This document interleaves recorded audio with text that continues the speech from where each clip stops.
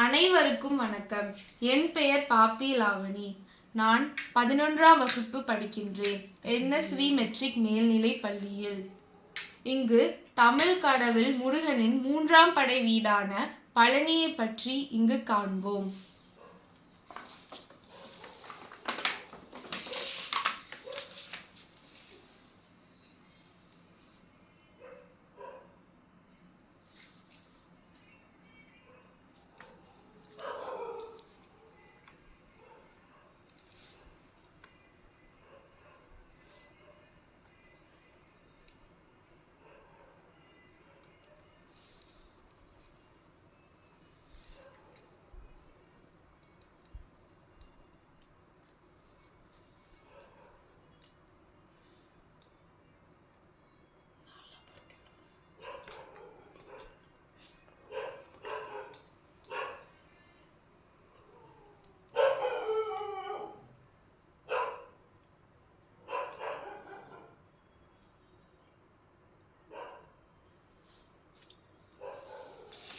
இது போகர் முனிவரால் செய்யப்பட்ட பழனி முருகனின் நவபாஷண சிலை.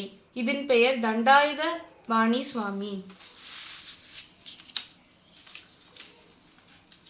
போகரால் நவபாஷணத்தால் உருவாக்கப்பட்ட சிலை இது. இந்த சிலையை வழிபட்டால் நவகிரக தோஷங்கள் நீங்கும் என்ற நம்பிக்கை உண்டு. போகரால் 9 வகையான நச்சு பொருட்கள் கலந்து உருவாக்கப்பட்ட சிலை இது. பழனியில் தண்டாயுதபாணி சாமியின் சிலை இங்கு உள்ளது. இந்த சிலை மீன்களின் செதில்கள் போல காட்சி அளிக்கிறது. ஒரு நாள் போகர் இடும்பனிடம் கட்டளையிட்டார், 2 மலைகளை தூக்கி வர சொல்லி. அவர் காவடியை போன்று 2 மலைகளையும் தன் தோளில் சுமந்து வந்தார். அப்போது பாரம் தாங்காமல் ஒரு இடத்தில் இறக்கி வைத்தார். இறக்கி வைத்த பின் அவர் தூக்க முயன்ற போது தூக்க முடியவில்லை. அந்த இடம்தான் பழனி என ஆனது. இதன் மூலம் காவடி எடுக்கும் பழக்கமும் பழனியில் உருவானது. பழனி என்று சொன்னவுடன் அனைவருக்கும் ஞாபகம் வருவது அதன் பிரசாதம்தான், பஞ்சாமிர்தம். இதனை போகர் அந்த காலத்தில் நவபாஷண சிலை செய்யும் போது இருந்து நெய்வேத்தியம் செய்து முருகனுக்கு படைத்தார். இது 2019-20ஆம் ஆண்டிற்கான GI குறியீடு பெற்ற முதல் கோயில் பிரசாதம் ஆகும்.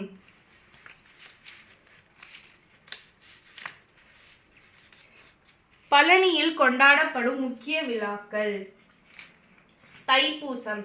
தமிழ் மாதமான தை மாத பௌர்ணமி அன்று கொண்டாடப்படும் விழா இது. வைகாசி விசாகம். வைகாசி மாதத்தில் நடைபெறும் 10 நாட்களில் கொண்டாடப்படும் விழா. கந்த சஷ்டி. ஐப்பசி மாசத்தில் கொண்டாடப்படும் விழா இது. பங்குனி உத்திரம். பங்குனி மாதத்தில் கொண்டாடப்படும் முக்கிய விழாக்களில் ஒன்று. திருக்கார்த்திகை. கார்த்திகை மாதத்தில் கொண்டாடப்படும் விழா. திருக்கார்த்திகை அன்று பழனி இப்படிதான் ஜொலிக்கும். இது பழனி முருகனின் ராஜ அலங்காரம். இப்போது முருகன் ஏன் பழனிக்கு வந்தார் என்பதை காண்போம். ஒரு நாள் நாரத முனிவர் ஞானப்பழத்தை பரமசிவனுக்கு படைப்பதற்காக கொண்டு வந்தார். அப்போது அருகில் பார்வதி தேவியும் இருந்தார். அவர் தனது குமரர்களான குமரனுக்கும் விநாயகருக்கும் பகிர்ந்து கொடுக்க விரும்பினாள். ஆனால் பரமசிவன் பழத்தை பகிர்ந்தால் அதன் தனித்தன்மை போய்விடும் என கூறினார். அதனால் இருவருக்கும் ஒரு போட்டி அறிவித்தார். யார் முதலில் பூமியை 3 தடவை சுற்றி வருகிறார்களோ அவர்களுக்கு இந்த பழம். குமரன் தனது மயில் வாகனத்தில் ஏறி உலகத்தை சுற்றி வந்தார். விநாயகரோ தனது அறிவை பயன்படுத்தி பெற்றோரை உலகமாக கருதி அவர்களை சுற்றி வந்தார். பிறகு ஞானப்பழத்தையும் வென்றார். இதனால் கோபமும் ஏமாற்றமும் அடைந்த குமரன் அனைத்தையும் துறந்து பழனி மலையில் குடியேறினார். அன்றிலிருந்து அவர் நின்ற இடம் பழனி என அழைக்கப்பட்டது. பழனி மலை அங்கு வருவதற்கு உதவியவர் இடும்பன். அவர் பெரிய திராசின் மூலம் மலையையும் பழனி மலையையும் இடும்பன் மலையையும் தூக்கி வந்தார். பழனம் என்ற பழந்தமிழ் சொல்லின் அடிப்படையில் உருவான பெயரே பழனி. பழனம் என்ற சொல் விளைச்சல் தருகின்ற நிலத்தை குறிக்கும். இப்போது போகரின் வரலாறு. போகர் தமிழ்நாட்டில் உள்ள பிரபலமான சித்தர் ஆவார். இவர் நவபாஷண முருகன் சிலையை உருவாக்கியவர். அகத்தியருக்கும் போகருக்கும் தொழில் ரீதியான போட்டி இருந்தது. அகத்தியர் தருகின்ற மருந்துகள் மக்களை சீக்கிரமாக குணப்படுத்தியது. ஆனால் போகரின் மருந்துகள் எதுவும் குணப்படுத்தவில்லை. அப்போது போகர் முருகனுக்கு விரதம் இருந்து நவபாஷண சிலையை செய்தார். அதன் மீது சந்தனத்தை பூசி அதிலிருந்து ஒரு குண்டுமணி அளவுக்கு எடுத்து தன்னை நாடி வரும் நோயாளிக்கு கொடுத்து குணம் அளித்தார்.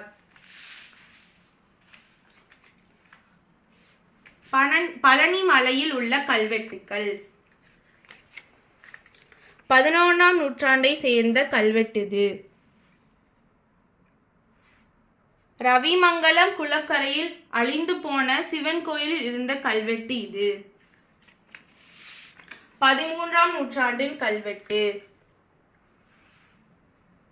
பழனி கோவிலுக்கும் இந்த கல்வெட்டுக்கும் பல தொடர்புடையது. நிலக்கொடைகள் போன்ற தகவல்கள் இந்த கல்வெட்டில் உள்ளது. 16ஆம் நூற்றாண்டில் கொடைக்கானல் சாலையில் உள்ள அய்யனார் கோவிலில் பழனி பற்றிய ஒரு கல்வெட்டு கிடைத்துள்ளது. 17ஆம் நூற்றாண்டில் பழனி கோவிலுக்கும் 11ஆம் நூற்றாண்டை சார்ந்த கொழுமம் சிவன் கோவிலுடன் தொடர்புடையதை இதன் மூலம் நாம் அறியலாம்.